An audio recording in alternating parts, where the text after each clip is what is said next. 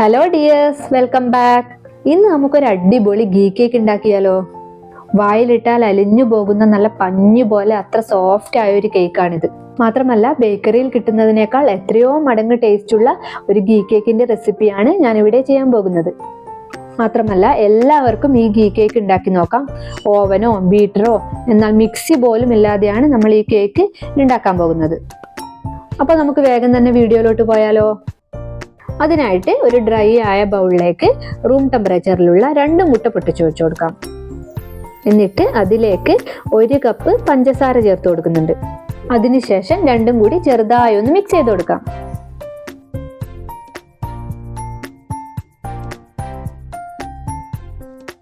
ഇനി അടുത്തതായിട്ട് ഞാനിത് ഒരു പാത്രത്തിൽ കുറച്ച് വെള്ളം വെച്ച് തിളപ്പിക്കുന്നുണ്ട്. തിളച്ചു കഴിയുമ്പോൾ ഫ്ലെയിം സിമ്മിലാക്കി വെച്ചിട്ട് ഈ ഒരു ബൗള് അതിന് മുകളിലേക്ക് വെച്ചു കൊടുക്കാം. ഈ ബൗള് താഴെയുള്ള വെള്ളത്തിൽ മുട്ടാതിരിക്കാൻ പ്രത്യേകം ശ്രദ്ധിക്കണം. വെള്ളത്തിന്റെ ആവി കൊണ്ട് പതുക്കെ വേണം ഇത് ചൂടായിട്ട് വരാൻ. ബൗള് ഇതിനു മുകളിൽ വെച്ചു കഴിഞ്ഞാൽ നമ്മൾ കൈവിടാതെ ഇളക്കി കൊടുത്തോണ്ടേയിരിക്കണം. സിമ്മിലല്ലേ വെച്ചത് എന്ന് കരുതി ഇളക്കുന്നത് വിട്ടിട്ട് എവിടേക്കും പോകാൻ പാടില്ല.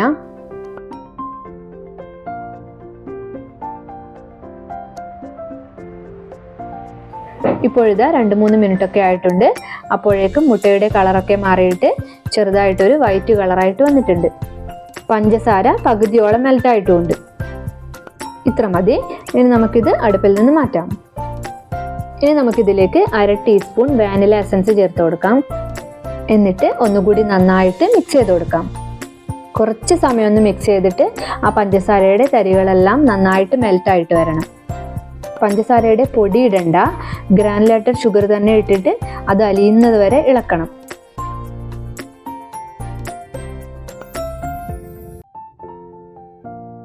പൊടിയാണ് ഇട്ട് കൊടുക്കുന്നതെങ്കിൽ എത്ര സമയമാണ് അത് ഇളക്കേണ്ടതെന്ന് നമുക്ക് മനസ്സിലാവില്ല. അതുകൊണ്ടാണ് പഞ്ചസാര പൊടിക്കാതെ തന്നെ ഇടണമെന്ന് പറയുന്നത്. ബീറ്റർ ഉള്ളവരാണെങ്കിൽ ബീറ്ററിന്റെ ലോ സ്പീഡിൽ വെച്ച് വേണം മിക്സ് ചെയ്തെടുക്കാൻ. അല്ലെങ്കിൽ മുട്ട പെട്ടെന്ന് തന്നെ ഫ്ലഫിയായി മാറുകയും പഞ്ചസാര മെൽറ്റ് ആവാതിരിക്കുകയും ചെയ്യും. അപ്പോഴാണ് നമ്മുടെ കേക്ക് ബേക്കായി വരുന്ന ടൈമിൽ മുകൾ ഭാഗത്ത് ഒട്ടലൊക്കെ ഉണ്ടാവുക. ഇത് കുറച്ചുകൂടി മിക്സ് ചെയ്തപ്പോഴേക്കും അതിന്റെ കളറ് നല്ല വൈറ്റ് കളറായിട്ട് വന്നിട്ടുണ്ട്. പഞ്ചസാരയൊക്കെ ഏകദേശം മെൽറ്റായിട്ട് വന്നിട്ടുണ്ട്, എന്നാൽ മുഴുവനായിട്ട് മെൽറ്റ് ആയിട്ടില്ല. പിന്നീട് ബാറ്ററിലേക്ക് ചൂടുള്ള പാലൊക്കെ ഒഴിക്കേണ്ട ആവശ്യമുണ്ട്. അപ്പോഴേക്കും പഞ്ചസാര മുഴുവനായിട്ട് മെൽറ്റ് ആയിക്കോളും. എന്നാലും പഞ്ചസാര ഈ ടൈമിൽ തന്നെ പരമാവധി മെൽറ്റാക്കാൻ പ്രത്യേകം ശ്രദ്ധിക്കണം. ഇതിപ്പോൾ ഇത്ര മതി. മുട്ടയൊക്കെ നല്ല വൈറ്റ് കളറായിട്ട് വന്നിട്ടുണ്ട്. ഇനി ബൗളിന് മുകളിൽ ഒരു അരിപ്പ വെച്ച് അരിപ്പയിലേക്ക് 1 കപ്പ് മൈദ ചേർത്ത് കൊടുക്കാം. എന്നിട്ട് അതിലേക്ക് 1 ടീസ്പൂൺ ബേക്കിംഗ് പൗഡറും 1 നുള്ള് ഉപ്പും ചേർത്ത് കൊടുക്കാം. എന്നിട്ട് നമുക്ക് ഇതുപോലെ ഒന്ന് അരിച്ചു കൊടുക്കാം. ഇവിടെ ഇപ്പം 3 തവണയൊന്നും അരിച്ചു കൊടുക്കേണ്ട ആവശ്യമൊന്നുമില്ല, ഒറ്റ തവണ മാത്രം അരിച്ചാൽ മതി. എന്നിട്ട് ഫ്ലോറൊക്കെ നമുക്ക് നന്നായിട്ടൊന്ന് മിക്സ് ചെയ്ത് കൊടുക്കാം.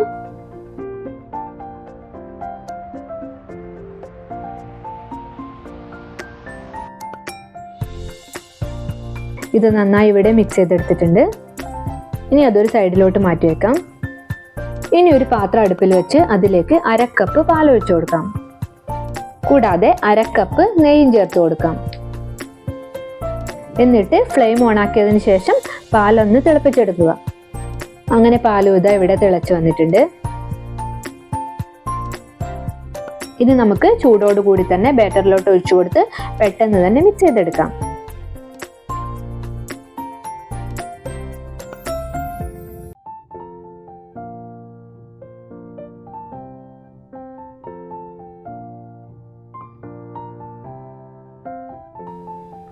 മിക്സ് ആക്കാൻ അധിക സമയമൊന്നും എടുക്കില്ല, എളുപ്പത്തിൽ തന്നെ മിക്സ് ആക്കി എടുക്കാൻ പറ്റും. ഇതെല്ലാം ഞാനിവിടെ നന്നായി മിക്സ് ആക്കി എടുത്തിട്ടുണ്ട്.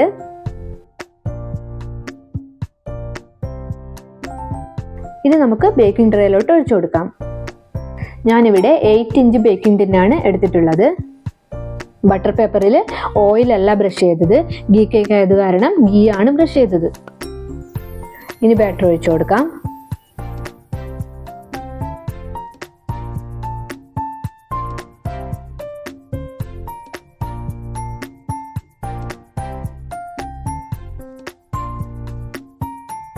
ഇത് ഞാൻ ബാറ്ററൊക്കെ മുഴുവനായിട്ട് ഒഴിച്ചു കൊടുത്തിട്ടുണ്ട്. എയർ ബബിൾസ് ഒക്കെ പോകാനായിട്ട് ഇനി ഇതുപോലെ ഒന്ന് ഇളക്കി കൊടുക്കാം.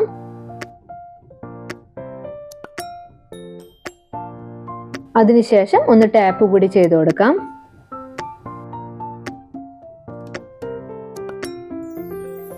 ഇനി ബേക്ക് ചെയ്യാനായിട്ട് വയ്ക്കാം.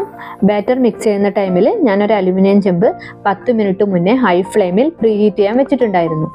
ഇനി ബേക്കിംഗ് ട്രേ ഇറക്കി വെച്ചു കൊടുക്കാം. എന്നിട്ട് ഒരടപ്പ് വെച്ച് അടച്ചു കൊടുക്കാം. അതിനുശേഷം മീഡിയം ഫ്ലെയിമിൽ ഒരു 25 മിനിറ്റ് വയ്ക്കുമ്പോഴേക്കും കേക്ക് ബേക്ക് ആയിട്ടുണ്ടാവും. ഇപ്പോൾ ഏകദേശം 25 മിനിറ്റ് ഒക്കെ ആയിട്ടുണ്ട്.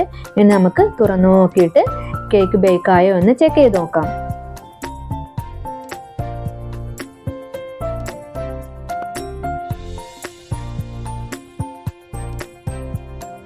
ഒരു ടൂത്ത് പിക്ക് ഉപയോഗിച്ച് കുത്തി നോക്കാം. ടൂത്ത് പിക്ക് നല്ല ക്ലീൻ ആയിട്ട് വന്നിട്ടുണ്ടെങ്കിൽ കേക്ക് നന്നായിട്ട് ബേക്കായി എന്ന് മനസ്സിലാക്കാം. ഇനി ഇതിൽ നിന്ന് എടുത്തു മാറ്റിയിട്ട് കേക്കിനെ തണുക്കാനായിട്ട് മാറ്റി വെക്കാം.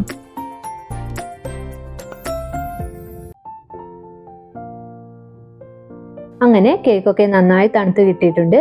ഇനി നമുക്ക് ബട്ടർ പേപ്പറൊക്കെ മാറ്റിയിട്ട് കട്ട് ചെയ്ത് നോക്കാം. ഇനി നമുക്ക് കട്ട് ചെയ്ത് നോക്കിയാലോ.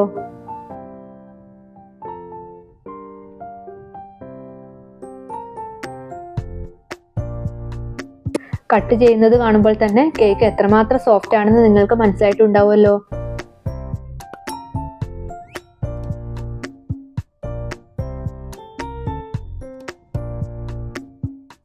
ഇത് നോക്കിയേ, നല്ല പഞ്ഞി പോലെ സോഫ്റ്റ് ആയിട്ടാണ് കേക്ക് കിട്ടിയിട്ടുള്ളത്.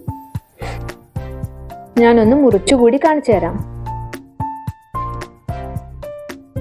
നോക്കിയേ, അടിപൊളി ടെക്സ്ചർ അല്ലേ നമ്മുടെ ഗീ കേക്കിന് കിട്ടിയിട്ടുള്ളത്. എല്ലാവരും തീർച്ചയായും ഈ റെസിപ്പി ഒന്ന് ട്രൈ ചെയ്ത് നോക്കൂ. ഇനി ആരും ഗീ കേക്ക് ബേക്കറിയിലൊന്നും പോയി വാങ്ങാതെ വീട്ടിൽ തന്നെ ഉണ്ടാക്കി നോക്കുമല്ലോ. അപ്പോൾ വീഡിയോ എല്ലാവർക്കും ഇഷ്ടമായാൽ ലൈക്ക് ചെയ്യാനും എൻ്റെ ചാനൽ സബ്സ്ക്രൈബ് ചെയ്യാനും മറക്കില്ലല്ലോ. Thanks for watching.